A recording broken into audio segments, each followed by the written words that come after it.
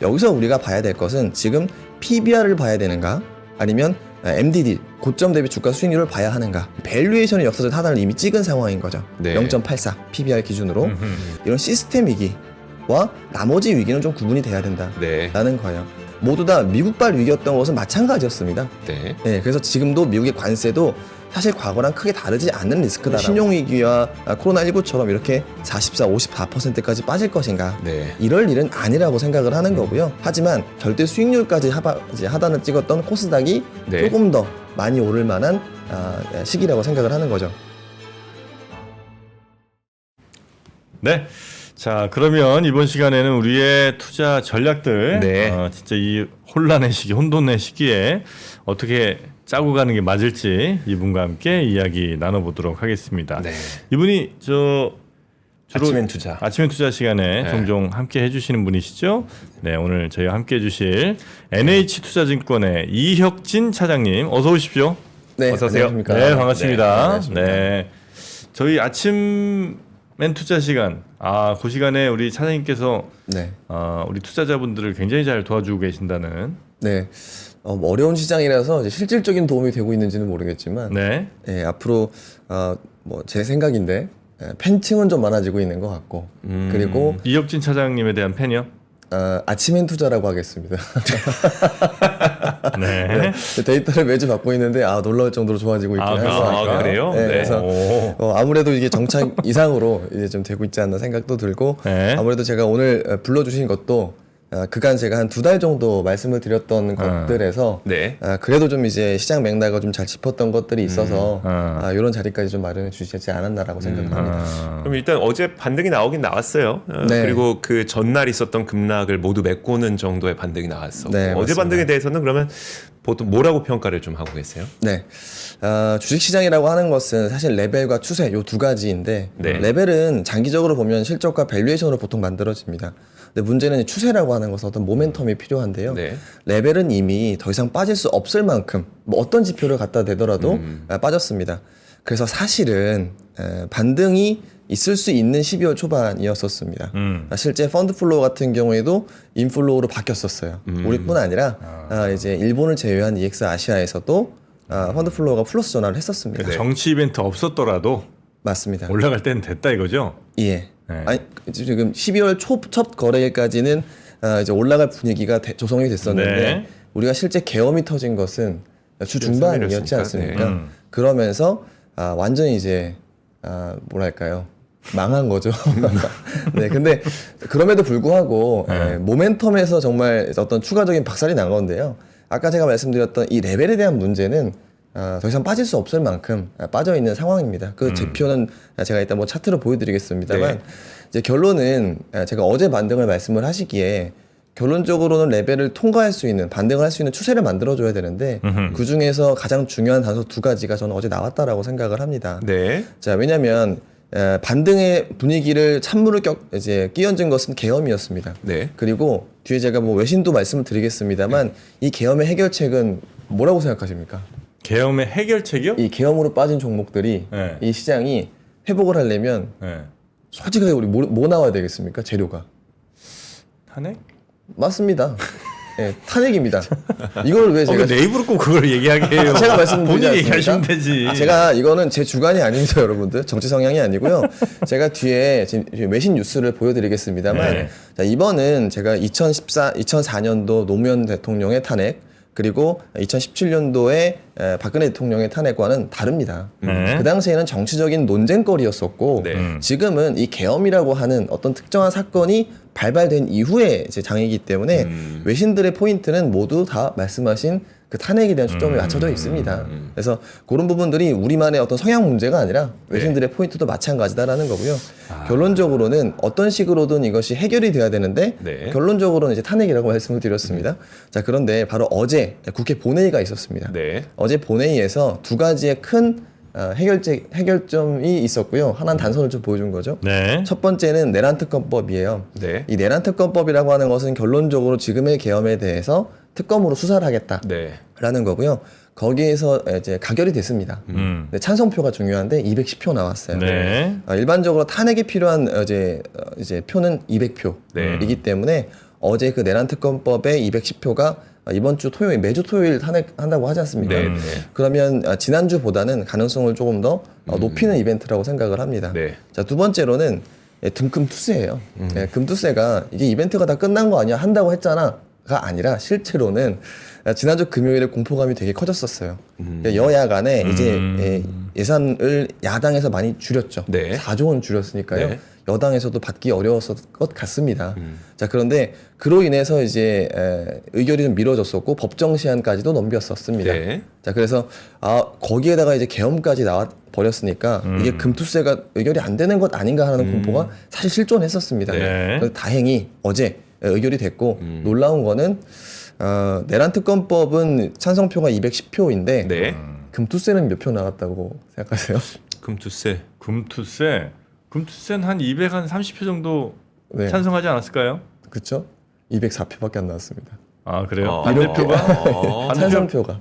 그러니까 금투세 폐지에 찬성하는 사람들이 204표. 네. 그다음에 반대하는 사람들이 한 80, 90표 나왔어요. 그러면? 96표겠죠. 300명. 다 투표했어요? 예, 그랬어요. 아 그래요? 근데 이게 문제가 뭐냐면 이 정도로 금투세가 내란 특검법보다 찬성표가 적었구나. 그래서 저는 향후에 우리가 또뭐 뒤에 주제를 제가 지금 말씀을 다 드려버리는데 향후 대비해야 되는 거는 미국은 이제 레드 웨이브듯이 우리나라는 지금 블루 웨이브가 될 겁니다.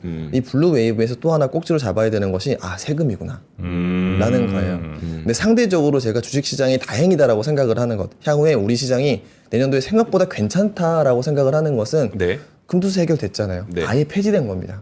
그러면 주식시장 외에 세금이 높아진다라고 하면은 상대적인 투자 매력도가 그래도 국장이 조금 더 생길 수도 있겠다라는 거예요. 이게 바로 제가 어제 반등해서 이벤트로 본 우리 네네. 시장이었습니다. 그런 불확실성을 줄이는 네. 좋은 호재일 수도 있지만 네, 탄핵도 약간 좀 뜯어보면 네. 쉽지가 않은 게 그러니까 일단 뭐 정치권에서 그러니까 국회에서 탄핵은 할 수 있죠. 직무정지 시킬 수 있죠. 네. 뭐 그것까지는 뭐 어려운 일은 아닌 것 같아요. 네. 그다음에 이제 헌재가 남아 있잖아요. 그렇죠, 헌재 남아 그게 이제 돼야 사실은 탄핵이 마무리가 되는 건데 네, 현재 지금 헌재 재판관 6명 아닙니까? 네. 네, 6명으로 이거 심리는 할 수 있으나 결론까지 낼 수 있는 여기에 대해서도 지금 논란이 많고 맞습니다. 그러면 나머지 3명을 임명을 더 해야 되는데 그 네. 임명을 누가 해? 국회에서 추천해도 대통령. 대통령이 해야 되거든요. 네. 탄핵되면 권한대행이라고 할 수 있는 총리가 그걸 할 수 있는 네. 권한이 있느냐에 대해서 이것도 또 논란이 많더라고요. 이 사람이 네, 네. 과연 그 임명을 할 수 있느냐 없느냐. 맞습니다. 더군다나 지금 총리가 한덕수 총리예요. 네. 지금 내란 상황에 공범 내지는 방조범쯤으로 지금 추정되고 있는 네. 상황이라 과연 이 사람한테 그럼 그걸 맡기는 게 정당성 명분이 있느냐 여기에 대해서 또 말이 많습니다. 네. 그 다음 사람 누굴 뭐 경제부총리든 사회부총리든 이 사람을 그러면 권한대행으로 또 밀어서 해야 되느냐 네. 여기에 그럼 한덕수는 가만히 있겠느냐 등등등 하다 보면 네. 결코 탄핵이 마침표까지 찍는데 그러니까 시작점 포문 여는 거는 얼마든지 가능하지만 네. 맞아요. 마침표까지 찍는 거는 그래서 지금 오히려 더 은근히 그걸 바라는 사람들이 있다는 얘기도 있습니다. 맞습니다. 그러니까 네. 사실 이론적으로는 6명이 만장일치하면 됩니다. 예, 근데 이제 그 정당성을 확보해서 이제 7명 이상은 필요하다라고 하는 것이고, 네. 그리고 이제 사실 뭐 정치적인 논쟁보다도 제가 주목을 하는 것은 근데 6명 중에도 또 윤석열이 임명한 사람이 또 있어요. 맞아요. 네, 되게 네, 보수적인 사람이 있고. 맞습니다. 그래서 이제 더 필요하다라고 하는 것이죠. 예. 자, 그런데 저는 좀 이렇게 생각을 합니다. 이 탄핵이 이 가결 여부를 떠나서 지금 시장에서 진짜 무서워하는 것이 정치적인 불확실성 시장이 반영을 할 수 있습니다만 공포스러운 것은 2차 계엄이라든지 네. 돌발 리스크라고 생각을 해요. 네. 그러면 그거에 무엇에 함수냐면 지금의 이 일을 만들었었던 권력자가 어느 정도 권력을 갖고 있는가 실존적으로 그러면 지금 당장 보면 경찰이나 이제 군 이제 이미 이제 국회에서 이제 얘기를 하고 있는데 뭐 상당 부분 내려놓게 이미 돼버린 네. 상황인 것 같습니다. 근데 이것을 공식적으로 오피셜리 탄핵 의결이 되면 말씀하신 헌재에 대한 이제 이슈는 남아 있습니다만 저는 시장에서는 미리 선반영을 할 것 같다라고 생각을 하고 있고요. 실제 이 부분은 2017년도의 사례가 지금 우리와 되게 비슷합니다. 먼저 그러면은 제가 그냥 순서로 이제 다시 한번 가서 네, 그러시죠. 네, 우리나라 증시의 지금 위치가 어느 정도인가, 어떤 포인트를 잡아야 하는가, 왜 코스닥이 더 많이 올랐는가에 대해서 말씀을 좀 드려보겠습니다. 자, 지금 보시는 거는 코스피의 주가 추이인데요. 이제 저희가 숫자로 그 당시 저점의 PBR과 MDD 고점 대비 주가 수익률을 밑에 숫자로 써놨습니다. 네. 여기서 우리가 봐야 될 것은 지금 PBR을 봐야 되는가 아니면 MDD 고점 대비 주가 수익률을 봐야 하는가. 자, 여기서 분명히 말씀드릴 수 있는 거는 지금 코스피 같은 경우에는 지금 많은 전략가 이제 리포트에서 이 고점을 기준으로 25% 이상 빠졌다라고 말씀하시는 분들이 많아요. 근데 네. 엄밀히 말하면 그렇게 친 적은 없고요. 네. 직전 고점으로 보면 한 18%, 20% 정도 빠진 상황입니다. 자, 그런데 문제는 이 밸류에이션의 역사적 하단을 이미 찍은 상황인 거죠. 네. 0.84 PBR 기준으로. 근데 과거에 보면 제가 이제 이 말씀을 왜 드리냐면 코스피는 PBR을 보셔야 되고 코스닥은 이제 절대 수익률을 보셔야 되는데 근데 역사적 저점이라고 하는데 저기 2003년 PBR 0.8, 네. 2009년 PBR 0.8, 네. 2018년 PBR 0.8 이건 뭐예요? PBR 0.8이 이제 역사적인 저점이고 네. 지금은 이제 PBR 0.84 정도 찍었는데 그래서 하방이 좀 닫혀 있다라는 거고요. 네네.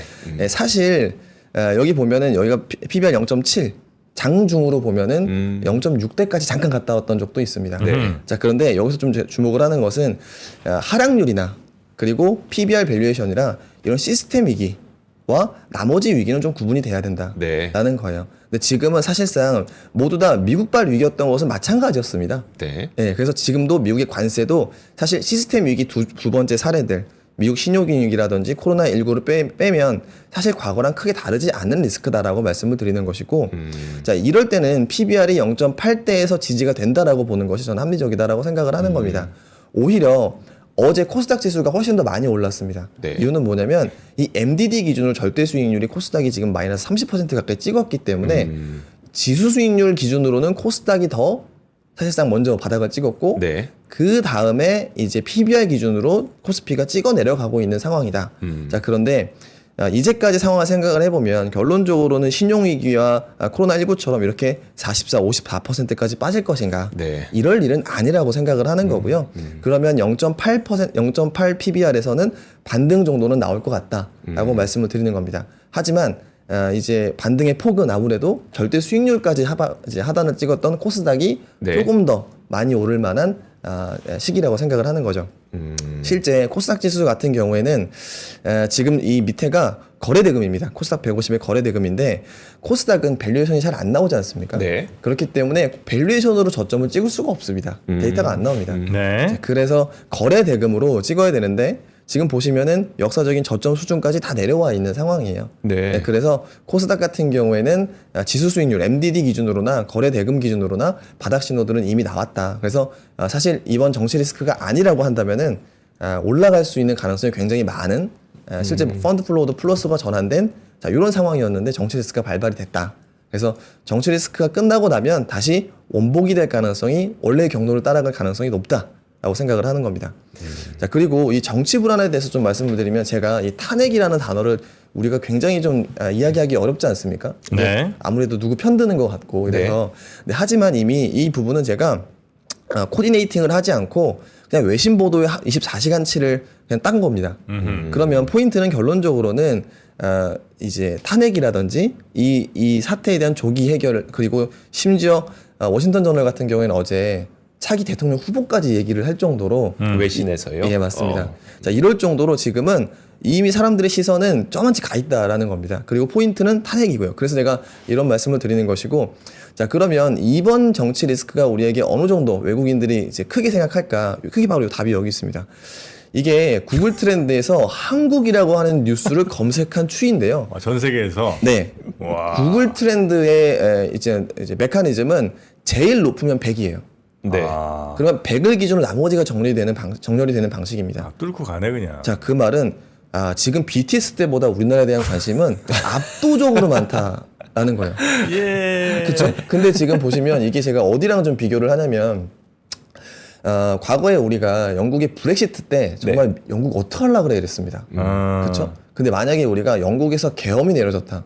이러면 어떻게 생각하겠어요? 브렉시트랑은 비교도 안 되지 않겠습니까? 그렇죠. 네. 그러니까 이런 게 사실 우리가 생각했을 때는 솔직히 지금 와서 일주일 뒤에 생각이지만 어떻게 그럴 수 있어. 되게 나쁜 해프닝이다 정도로 생각을 하지만 외부에서의 생각은 전혀 다를 거다라는 거죠.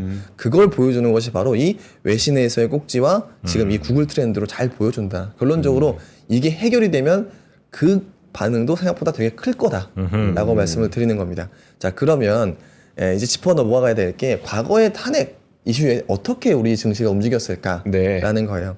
2004년과 2017년이 사실 너무 다른 상황입니다. 그럼요. 2004년과 2017년 보면 2004년에는 소추안이 가결이 되고 헌법재판소에 기각이 되는 상황에서 사실상 주가는 쭉 빠졌어요. 네. 왜냐? 이 당시는 차이나 리스크가 있었던 상황이고 중국의 경기 우려 이런 것들이 있었습니다. 네. 자, 그리고 사실상 실적이 이런 부분들이 크게 턴어라운드하는 구간이 아니었기 때문이에요. 그래서 이런 부분과 별개로 그냥 8월 정도 됐을 때 이제 서머랠리 정도 나왔던 것이 2004년도의 증시라고 보시면 되고 2017년도에는 정말 이제 리스크를 먼저 선 반영을 하고 탄핵 소추안 가결을 됐을 때 먼저 반응하고 네. 그 다음에 관망, 그 다음에 상승. 어찌 보면 실제 이 정치 스케줄이 지금과 참 닮아 있다라고 생각을 하고 있습니다. 하지만 이 이후로 2017년 이후 되게 많이 주가가 올랐어요. 네. 장기 상승했습니다. 1년 이상 주가가 올랐어요. 네. 자, 근데 그것은 정치 리스크가 아니라 반도체의 업턴 랠리가 사이클. 있었죠. 예. 그때 때 그렇기 때문에 이제 주가가 올랐다. 실제 반도체가 2016년도 분기 2분기 영업이익률이 한 3조 대였었는데 네. 2017년도 넘어가서는 10조 원이 넘어갔으니까요. 이거는 반도체 사이클이었다. 하지만 이것이 우리 시장에 인플리케이션을 아예 안 주는 것은 아니라고 생각을 합니다. 네.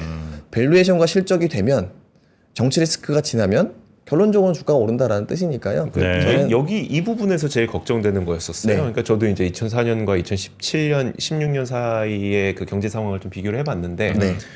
그럼 우리가 이 정치 리스크가 해소됐을 때 우리는 무슨 산업으로 먹고 살 수 있지? 라고 네. 하는 부분에 있어서 우리가 지금 걱정하고 있는 게 내년에 반도체가 정말 잘 될까? 그럼 자동차가 잘 될까? 또 철강이 잘 될까? 석유화학이 잘 될까? 뭐가 잘 될 수 있지? 그거 빼고 잘 될 것 같습니다. 지금 얘기한 거 빼고 예, 이미 준비했어요. 뭐 예, 그러니까 그렇죠. 네네네. 예, 왜 그러냐면 네. 지금 제가 2025년도에 투자 포인트는 여러분 성장이 아닙니다. 성장일 수가 없어요. 그래요. 예. 왜냐면 실제 지금 우리나라 11월 수출만 보더라도 플러스 1.3%입니다. 네. 예. 거의 두 달에 2%포인트씩 빠지고 있는 상황이거죠. 그러면은 지금 미국 관세 리스크까지 생각을 하면 12월 내년부터는 마이너스 퍼센트 나올 달들이 나올 겁니다. 이 반도체 같은 경우에도 마찬가지예요. 예. 그런데 반대로 이 성장률이 안 좋아지는 거는 완전 상수인 거죠. 네. 여기에 그냥 이제 업황의 문제가 아니라 내년부터는 순인구 감소의 구조적인 시작이 시작됩니다. 내년부터가 이제 순인구 감소에 의해서 쭉 늘어나는 사이클입니다. 그러면 지금부터 우리가 봐야 될 거는 저는 오히려 유동성이라고 생각을 해요. 그러니까 탄핵이 끝난 그 시점이 되면 보통 네. 이제 장표 보여드렸습니다만 2004년에는 2달 그리고 2017년도에는 3달 정도 소요가 됐죠. 그 이후에 생각을 해야 될 거는 오히려 미국 연준이 분기 1회 이상 네.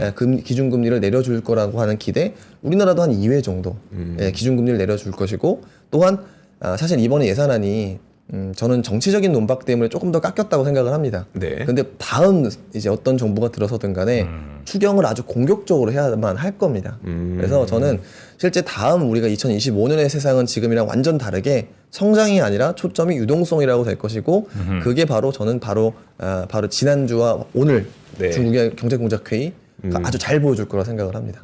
이게 왜 가능하냐면 미국이 금리 인상을 하는 사이클에서는 무슨 부양을 해봤자 네. 뭐 말빨 안 맥히고요. 아무것도 할 수 없습니다.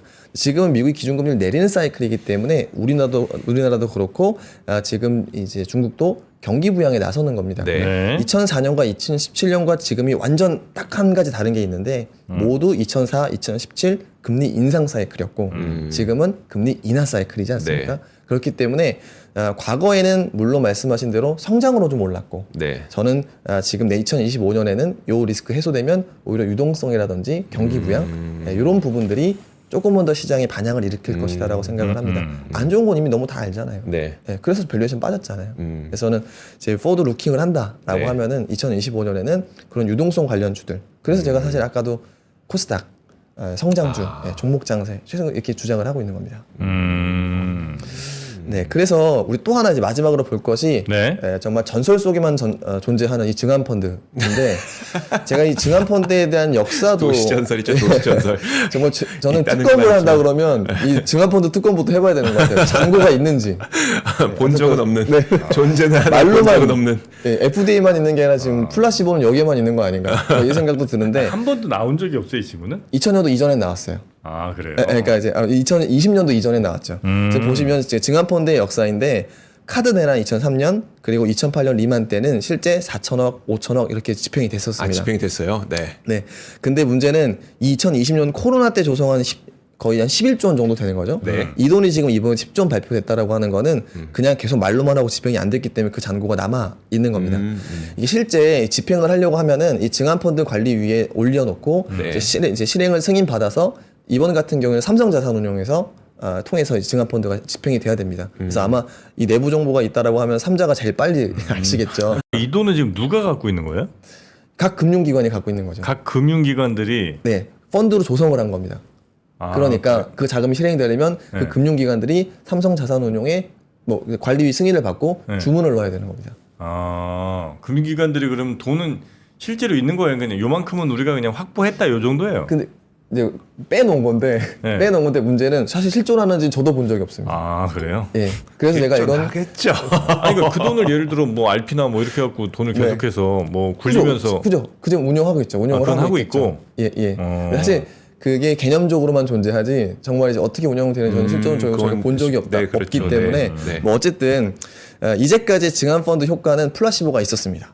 그래서 보시면은 기가 막히게 다 이제 물론 이게 좀 달걀이 먼저냐 이제 뭐 닭이 먼저냐 아닌데 증시가 안 좋은 정말 안 좋으니까 증한펀드 얘기가 나왔고 네. 그러니까 당연히 이제 자율 반등이 됐었을 거잖아요. 네. 근데 어쨌든 증한펀드의 발표 이후에 주가는 올랐다라는 것이고 장이 안 좋으니까 증한펀드 얘기 꺼내고 증한펀드 얘기 꺼내니까 장은 기대감이 오르는데 증한펀드는 안 나오고 그냥 맞습니다. 장 좋아지니까 그냥 다시 쓱 가만히 맞아요. 있는 거군요. 이제 실제 어떻게 되냐면 급락했고 네. 증한펀드 투입하겠습니다. 네. 주가가 올라요. 네. 그러면 안 써도 되겠네.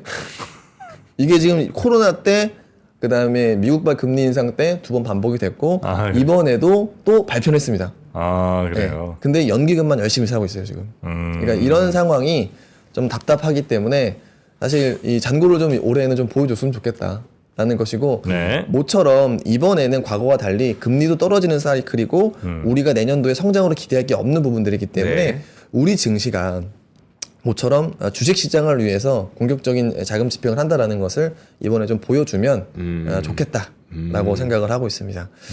그래서 저는 이런 부분들이 실제 집행이 되면 25년도 시장이 정말 우리가 안 좋은 건 이미 상수이기 때문에 이런 부분 정책이 변수로 작용을 해서 올라갈 거다라고 생각을 하고 있습니다. 자, 그리고 제가 밸류에이션 말씀을 좀 드렸는데 네네. 네. 사실 지금은 이 순이익 성장률이 내년도 210조 원 정도 영업 이제 순이익이 나온다라고 하지만 뭐 제가 봤을 때는 이제 떨어지는 사이클이기 때문에 이제 뭐 신뢰도가 낮다라고 보여지지만 네. 자, 그래도 우리가 워렌 버핏이 일드갭을 본다라는 것들이 많이 통서로 이제 이야기가 나옵니다. 네. 자, 그러면 이 일드갭이 우리 증시가 코스피가 어느 정도 수준인가? 일드갭이 뭐죠? 네. PER의 역수.